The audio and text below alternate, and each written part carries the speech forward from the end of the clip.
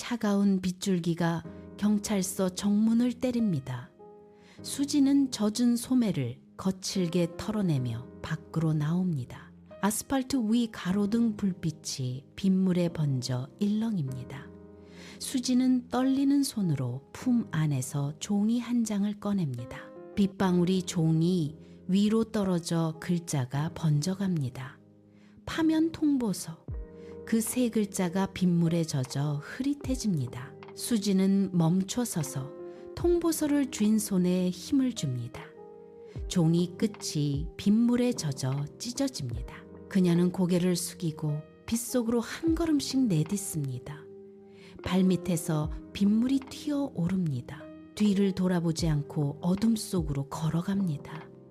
빗소리가 경찰서 앞을 가득 채웁니다. 수진의 발걸음이 빗물 고인 웅덩이를 지나며 멈춥니다. 그녀는 젖은 손으로 얼굴을 닦아내고 다시 앞을 향해 걷습니다. 어두운 거리 끝으로 그녀의 뒷모습이 서서히 사라집니다. 일주일 전 시장통은 아수라장이었습니다.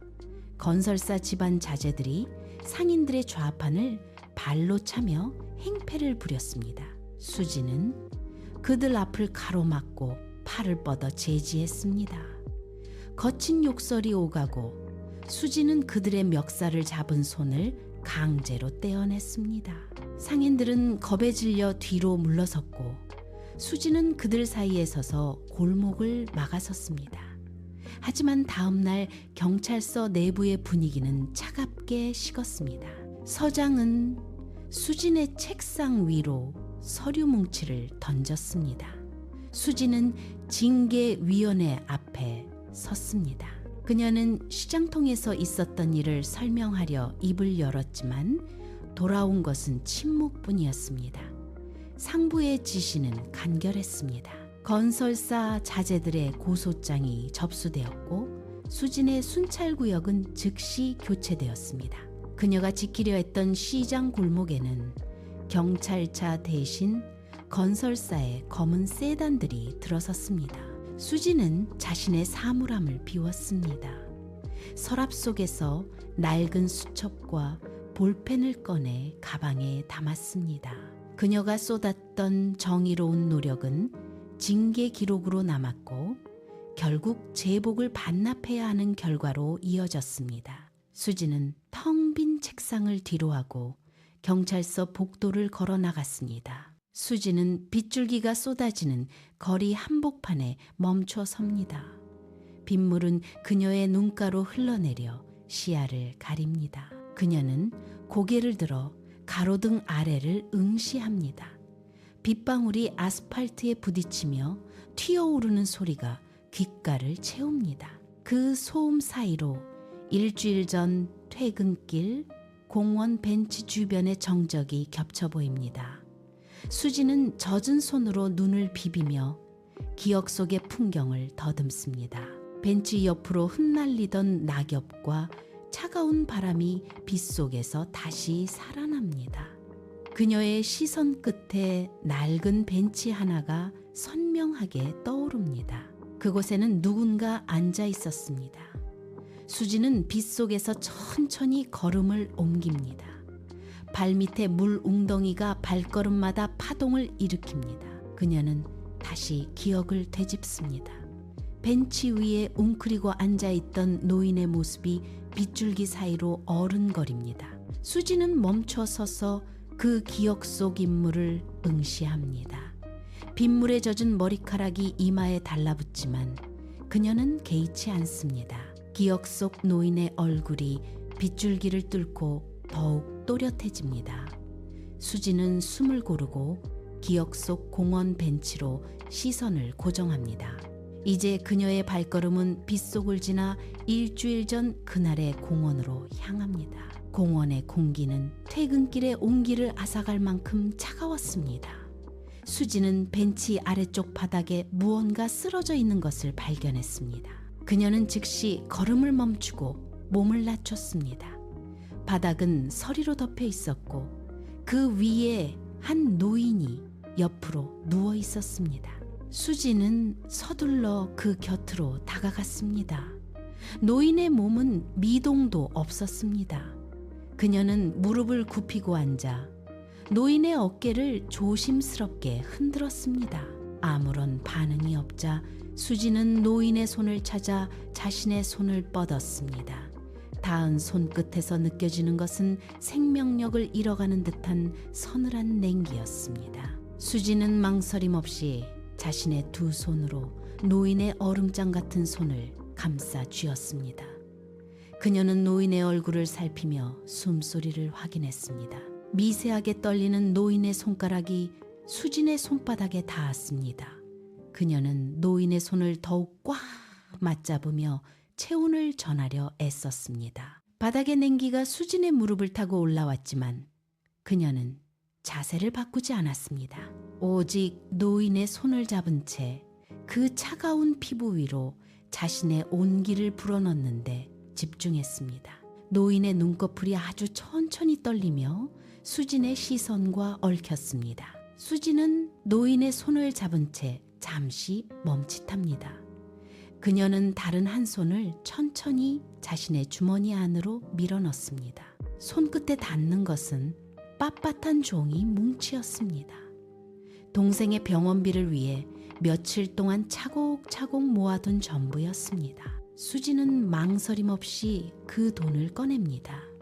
10,000원권 2장이 빗물에 젖지 않도록 손바닥으로 감싼입니다. 그녀는 노인의 손을 다시 꽉 쥐며 그 위에 지폐를 조심스럽게 올려놓습니다. 노인의 거친 손가락 사이로 지폐가 미끄러지지 않도록 수지는 자신의 손으로 노인의 손을 덮어 꾹 눌러줍니다. 그녀는 노인의 얼굴을 가까이서 살피며 나지막하게 말을 건넵니다. 어르신, 이걸로 따뜻한 국밥 한 그릇 꼭 사드세요. 식사 마치시면 무리하지 마시고 택시 타고 들어가셔야 해요. 수진의 손바닥에서 전해지는 온기가 노인의 차가운 손등으로 스며듭니다. 그녀는 노인이 돈을 완전히 쥐었는지 확인하듯 잠시 손을 떼지 않습니다. 차가운 공기 속에서 수진의 목소리는 떨림 없이 단호하게 울려 퍼집니다. 노인은 수진의 손을 덮고 있던 자신의 손에 힘을 줍니다. 거칠고 마디 굵은 노인의 손가락이 수진의 손등 위를 천천히 쓸어내립니다. 그는 천천히 눈을 뜹니다. 흐릿했던 눈동자에 초점이 맺히고 노인의 시선은 수진의 얼굴에 고정됩니다. 수진은 노인의 눈 속에서 일렁이는 복잡한 감정을 읽어냅니다. 노인은 아무런 대답도 하지 않습니다. 대신 그는 수진의 눈을 깊게 아주 오랫동안 응시합니다. 빗방울이 벤치 위로 떨어지는 소리만이 두 사람 사이의 정적을 채웁니다. 노인은 천천히 고개를 끄덕입니다. 단 한 번의 움직임이지만 그 동작에는 묵직한 무게가 실려 있습니다. 수지는 노인의 눈빛에서 자신을 향한 무언의 약속을 확인합니다. 두 사람 사이에는 말로 설명할 수 없는 묘한 유대감이 흐릅니다. 노인은 다시 한번 고개를 끄덕이며 수진의 손을 꽉 잡았다가 천천히 놓아줍니다. 수진은 자신의 손바닥에 남은 노인의 온기를 느끼며 자리에서 일어납니다. 노인은 여전히 벤치에 앉아 수진이 멀어지는 뒷모습을 묵묵히 지켜봅니다. 수진은 노인과 눈이 마주쳤던 그 짧은 순간의 잔상을 가슴에 새긴 채 발걸음을 옮깁니다. 공원을 떠난 수진의 일상은 급격히 뒤틀리기 시작합니다. 경찰서 복도 끝 징계위원회 사무실에 육중한 철문이 열립니다. 수진은 딱딱한 나무 의자에 앉아 책상 위로 밀려오는 서류 더미를 응시합니다. 붉은 도장이 찍힌 파면 통보서가 그녀의 눈앞에 놓입니다. 서류의 모서리가 날카롭게 그녀의 시야를 파고듭니다. 상관은 수진의 얼굴도 보지 않은 채 서류를 툭툭 칩니다. 수진은 떨리는 손을 무릎 위로 숨깁니다. 며칠 전까지 그녀가 쥐고 있던 제복의 무게감은 이제 사라지고 없습니다. 동료들은 그녀의 곁을 지나치며 시선을 피합니다. 사물함 속의 개인 물품은 투명한 비닐봉지에 담겨 책상 위에 덩그러니 놓입니다. 수지는 짐을 챙겨 경찰서 정문을 나섭니다. 빗줄기가 굵어지며 아스팔트 위로 튀어오릅니다. 그녀는 젖은 소매를 털어내려 하지만 축축한 감각은 손끝에서 팔꿈치까지 타고 올라옵니다. 정의를 믿었던 대가는 차가운 파면 통보서 한 장뿐입니다. 수지는 빗속에서 떨리는 손으로 모자챙을 꾹 눌렀으며 텅 빈 거리를 향해 발을 내딛습니다. 수지는 젖은 신발을 끌며 카페를 향해 걷습니다. 거리에 네온 사인이 빗물에 번져 흐릿한 잔상으로 남습니다. 그녀는 주머니 속에서 구겨진 파면 통보서를 손가락으로 더듬습니다. 종이의 거친 질감이 손끝을 찌릅니다. 수지는 멈춰서서 가로등 기둥을 짚습니다. 숨을 몰아쉴 때마다 하얀 입김이 흩어집니다. 그녀는 준우에게 전화를 걸려다 멈춥니다. 화면 속 준우의 웃는 얼굴이 그녀의 시야를 흔듭니다. 수지는 입술을 꽉 깨물어 혈색을 지웁니다. 이제 그녀는 전과자가 될 운명입니다. 준우의 앞날에 짐이 될 수는 없습니다. 그녀는 카페 앞 유리창에 비친 자신의 모습을 봅니다. 헝클어진 머리카락과 젖은 얼굴이 보입니다. 수지는 손으로 얼굴을 쓸어내리며 표정을 다잡습니다. 그녀는 카페 문고리를 잡습니다. 차가운 금속의 감촉이 손바닥에 전해집니다. 문을 밀고 들어가는 순간 수지는 마음속으로 마지막 결심을 굳힙니다. 준우가 앉아있는 테이블을 향해 그녀는 한 걸음씩 다가갑니다. 발소리는 낮고 무겁습니다. 수지는 준우의 앞에 멈춰 섭니다. 수지는 테이블 위에 놓인 식어버린 커피잔을 손가락으로 천천히 돌립니다. 잔 표면에 맺힌 물방울이 그녀의 손가락을 따라 흘러내립니다. 그녀는 마른 침을 삼키며 준우의 눈을 피한 채 입을 엽니다. 나 이제 전과자가 될지도 몰라요. 상견례는 취소해요. 수진의 목소리는 낮게 떨리지만 단호합니다. 그녀는 테이블 아래로 숨겼던 손을 꽉 쥐어 손톱이 손바닥을 파고들게 합니다. 준우는 대답 대신 수진의 손을 덮어 잡습니다. 그의 손바닥은 뜨겁고 거칠어 수진의 차가운 손등을 짓누릅니다. 수진이 손을 빼려 하자 준우는 더 강하게 움켜니다. 준우는 고개를 좌우로 저으며 수진의 시선을 강제로 붙듭니다. 두 사람 사이에는 팽팽한 침묵이 흐릅니다. 카페 안의 낮은 음악 소리마저 멀게 느껴집니다. 수지는 굳게 담은 입술 사이로 가쁜 숨을 내뱉습니다. 준우의 손가락 마디가 하얗게 변할 정도로 힘이 들어갑니다. 수지는 준우의 손을 뿌리치지 못한 채 테이블 위로 쏟아지는 조명 아래에서 멈춰 섭니다. 이별을 말하려는 수진의 의지와 그녀를 놓지 않으려는 준우의 손길이 엉켜 카페 안의 공기는 무겁게 가라앉습니다. 상견례 당일 수지는 한정식집 앞에 멈춰 섭니다. 낮게 깔린 기와 지붕 아래로 마른 바람이 듭니다. 그녀는 무거운 가방끈을 어깨에 바짝 당겨 맵니다. 손바닥에 땀이 배어 나와 가방 가죽이 미끄럽습니다. 수지는 입술을 짓씹으며 심호흡을 합니다. 폐부 깊숙이 들어오는 공기가 차갑게 느껴집니다. 그녀는 한 걸음씩 복도를 따라 걷습니다. 발바닥에 닿는 나무, 바닥이 삐걱거리며 소리를 냅니다. 수지는 자신의 발소리가 복도 끝까지 울려 퍼지는 것에 움찔합니다. 방문 너머에서 들려오는 낮은 대화 소리가 그녀의 발을 묶습니다. 준우의 아버지가 저 방 안에 있습니다. 수지는 주먹을 쥐었다 펴기를 반복합니다. 손가락 마디가 하얗게 질려갑니다. 그녀는 벽에 등을 기대고 잠시 눈을 감습니다. 심장 박동이 귓가에서 쿵쿵거리며 울립니다. 수지는 다시 눈을 뜨고 방문을 응시합니다. 문고리에 손을 올리지만 차가운 금속의 감촉에 다시 손을 뜹니다. 그녀는 온매무새를 다듬는 척하며 시간을 끕니다. 수진의 손가락이 문고리를 감싸굽니다. 차가운 금속의 감촉이 손바닥을 타고 전해집니다. 그녀는 숨을 멈추고 문고리를 천천히 돌립니다. 낡은 경첩이 비명을 지르듯 짧고 날카로운 소리를 냅니다. 문이 서서히 옆으로 밀려나며 방 안의 공기가 밖으로 쏟아져 나옵니다. 수지는 문턱을 넘기 전 잠시 발걸음을 멈춥니다. 방 안은 밖보다 훨씬 고요합니다. 공기 중에 밴 은은한 차 향기가 코끝을 스칩니다. 그녀는 시선을 바닥으로 떨군 채 조심스럽게 방 안으로 들어섭니다. 다담이 바닥에 무릎을 굽히고 앉아 그녀는 상체를 깊게 숙입니다. 두 손을 가지런히 모아 무릎 위에 올립니다. 손가락 끝이 미세하게 떨립니다. 그녀는 마른 침을 삼키며 낮고 떨리는 목소리로 입을 엽니다. 처음 뵙겠습니다. 수진입니다.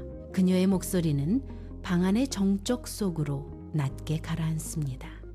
고개를 들지 못한 채 그녀는 상대방의 반응을 기다립니다. 방 안에는 아무런 움직임도 들리지 않습니다.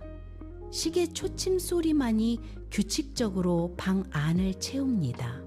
수진의 등 뒤로 닫힌 문이 그녀를 방 안에 가둡니다. 방 안의 정적은 수진의 귀 속에서 웅웅거리는 이명으로 변합니다. 상대방의 대답이 들리지 않자 수진은 조심스럽게 고개를 들어 올립니다. 시선이 바닥의 나무 결을 지나 맞은편 좌석으로 향합니다.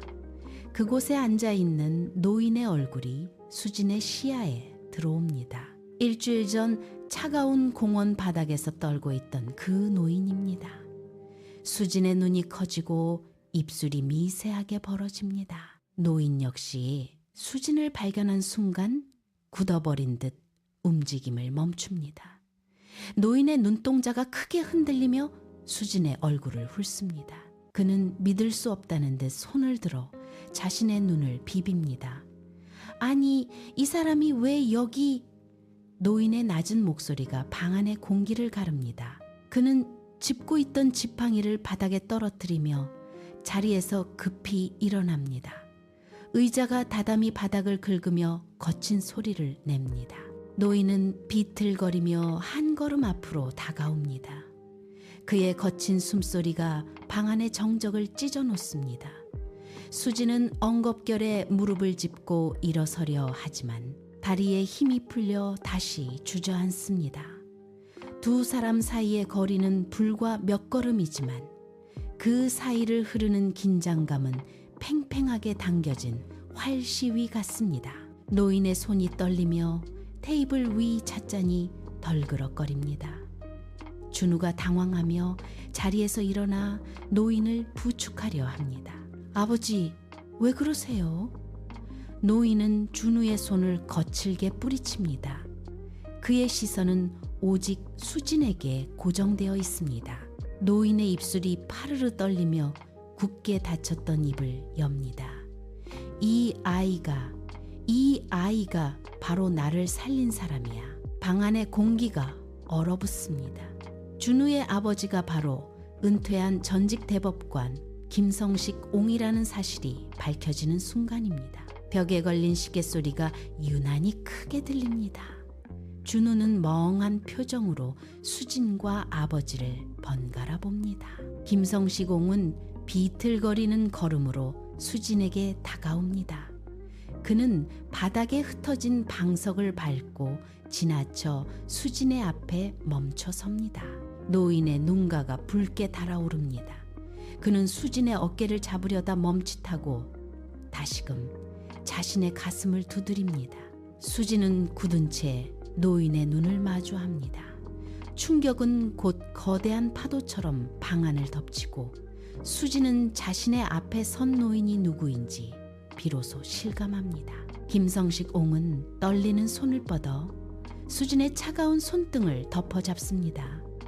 그의 손바닥에서 전해지는 온기가 수진의 손끝을 타고 흐릅니다. 김성식은 수진의 손을 놓지 않은 채 곁에 서 있던 아들 준우를 향해 고개를 돌립니다.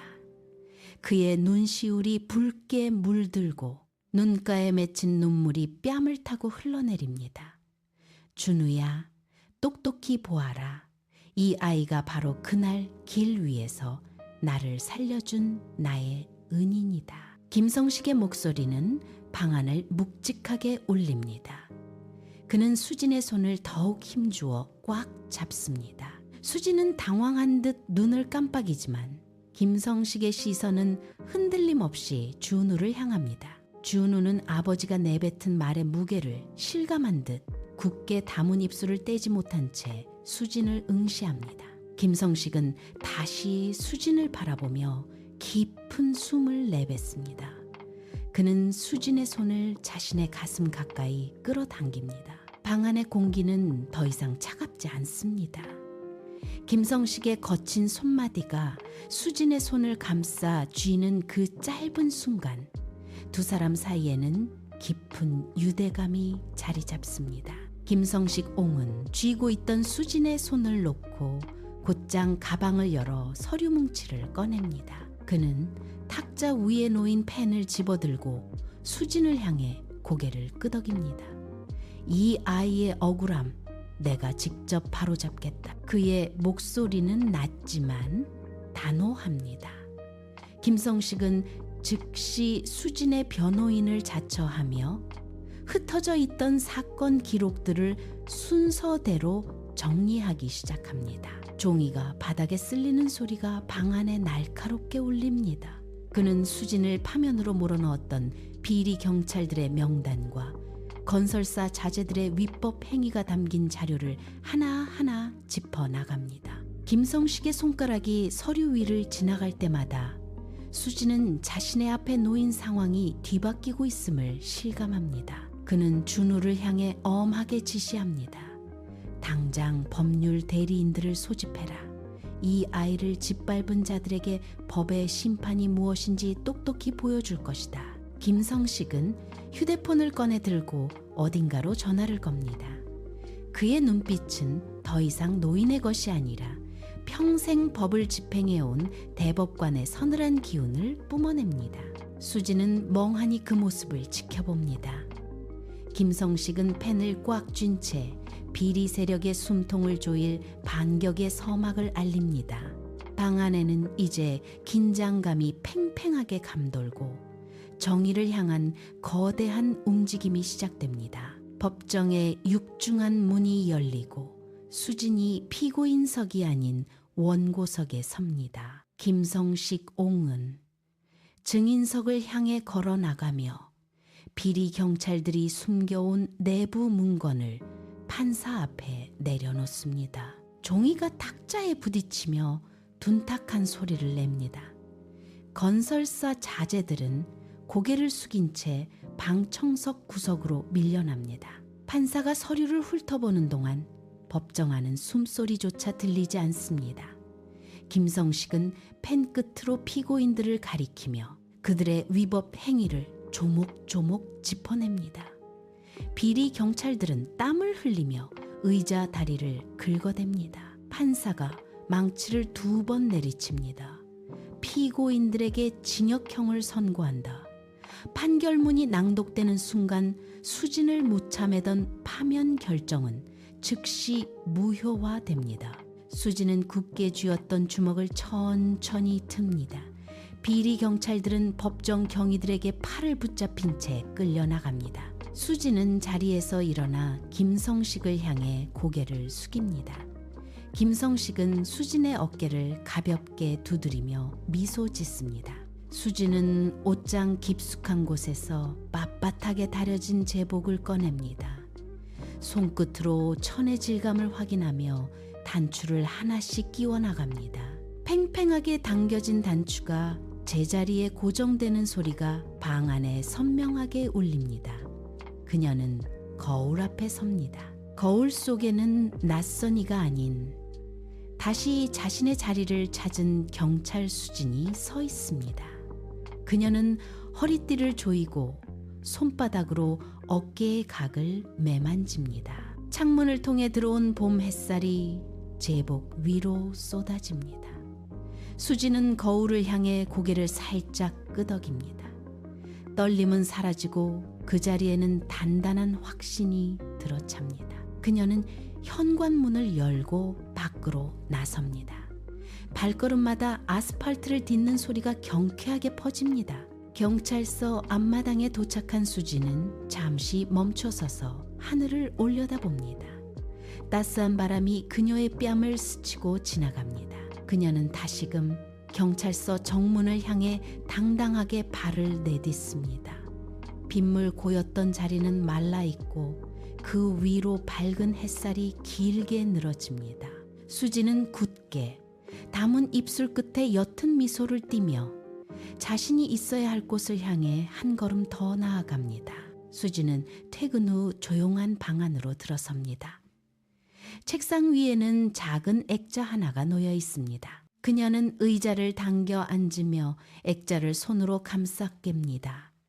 유리 표면 위로 그녀의 지문이 살짝 묻어납니다. 사진 속에는 준우와 수진이 나란히 서 있습니다. 두 사람의 입가에는 시련을 함께 견뎌낸 뒤에 단단한 미소가 걸려 있습니다. 수지는 엄지 손가락으로 사진 속 준우의 얼굴을 천천히 쓸어내립니다. 차가운 유리 너머로 준우의 온기가 느껴지는 듯합니다. 그날 카페에서 식어버린 커피잔을 사이에 두고 나누었던 불안했던 대화는 이제 먼 과거의 일이 되었습니다. 수지는 액자를 책상 중앙으로 옮겨 놓습니다. 창가에서 불어온 바람이 책상 위의 서류들을 가볍게 흔듭니다. 수지는 책상 스탠드를 뜹니다. 따뜻한 노란 불빛이 사진 위로 쏟아지며 두 사람의 모습을 더욱 선명하게 비춥니다. 수지는 사진 옆에 놓인 작은 꽃병에 물을 갈아주며 다시 한번 사진 속 준우와 눈을 맞춥니다. 수지는 창가로 다가가 밖을 내다봅니다. 일주일 전 차가운 공원 바닥에 앉아있던 노인의 손에 쥐어주었던 만원권 2장이 떠오릅니다. 그 작은 온기가 돌고 돌아 결국 그녀의 삶을 지탱하는 거대한 기적이 되었습니다. 수지는 창문을 열어 젖힙니다. 봄바람이 방 안으로 밀려들어 책상 위 서류들을 부드럽게 흔듭니다. 그녀는 다시 책상으로 돌아와 의자에 깊숙이 몸을 기댑니다.